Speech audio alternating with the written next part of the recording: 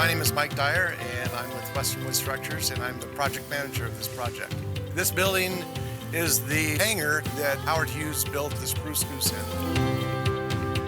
We are building a building inside of a building, which is 2 sound stages for Google.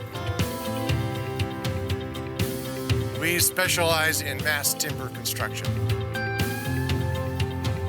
What's real exciting about building a building inside of a building, and this particular job, for me personally, is the challenge. The challenge that when I was first called on this project, nobody really knew how to do it. And that gave me kind of the adrenaline rush that I needed to come out and see what I could do to figure this out. Every project requires the necessary talent to do it successfully. We've brought in Kevin Elkington, who has happened to be one of the best mass timber erectors in the West Coast. Kevin has brought a hand-picked crew down from Portland, and they thought we'd need about 12 guys to do it, and so far we've done this whole project with 5 guys.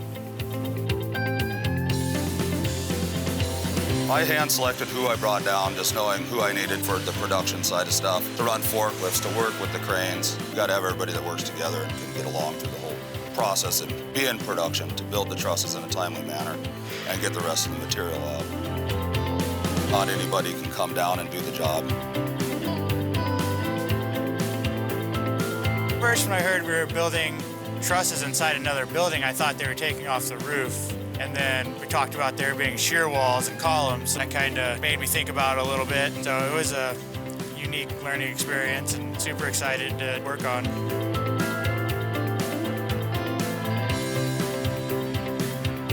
Each truss weighs 23,000 pounds. Total with everything on the crane, we're about 26,000. They're 53 foot off the ground at the top in the center. The trusses are very impressive, just the sheer size of them.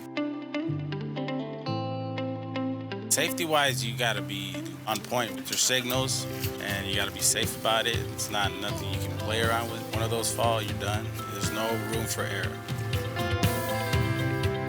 Normally, if I'm building big, heavy timber trusses in a building, I don't worry about the fact that there's a roof over my head, because sky's the limit. That's not the case in this environment. We've got a wood roof that we cannot touch, and we have to be very conscious of the fact that we could hit it at any moment with a big 23,000-pound truss. Our spreader bar we had to have made and adjusted just for this job to keep our headroom for the crane. I think the only other way would have been to build them in place.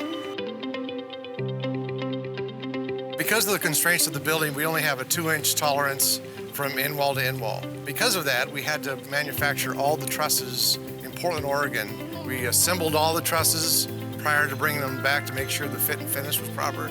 We deassembled them, we put them on trucks, unloaded them in the parking lot here, and then had to bring them in one piece at a time and then reassemble them right here on the slab.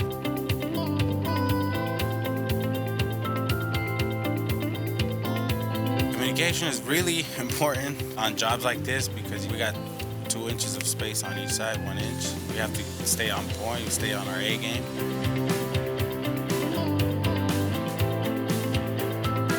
One of the scheduling challenges of this job has been the fact that all these trusses require a 1-inch by 15-inch bolt. And if you go down to Home Depot, you're not going to find those bolts. And as a matter of fact, if you scour the whole country of the United States, you probably won't find but about 1,500 of them.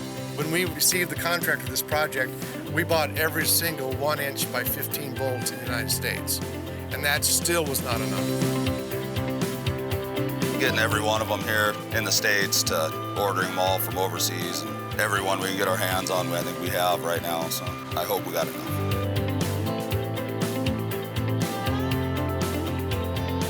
The final truss is being built vertically because of the geometry of the building. The crane couldn't get in position to lift it. Going through the bidding process of this project, the contractor didn't know how to do it, our competitors didn't know how to do it, but our engineers found a way to assemble the truss standing up, rearranging the position of the crane, working with the building geometry, and being able to set that truss with the same process that we set the other ones with.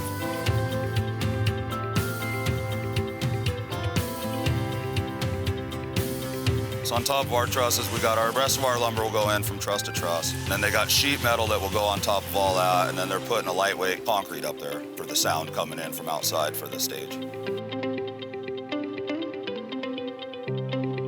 Western Wood sent out, in my opinion, an extraordinary group of guys, starting with the work foreman down to his laborers and his assistants that came in. Professional attitude all the way from the start of site, paperwork and the mundane things, the daily things that people want to get out of the way and just get to the work. All I's are dotted and all T's are crossed. So hats off to them for foremost stepping into with a good game plan.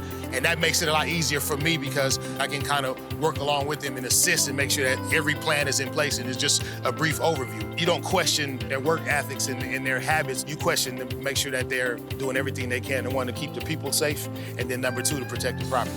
And that was spot on from the start, their first day on site.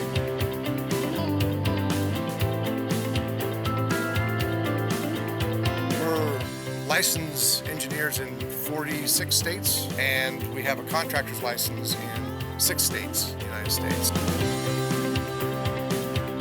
We have done lots of signature projects here in California, like Disney on Ice, local cathedral. We've done bridges that are 500 feet long. In China, we've done the world's largest wood bridge. We built the Tacoma Dome in Tacoma, Michigan Dome in Michigan. We're trying to find a wood challenge that we can't do. And so far, we haven't found one.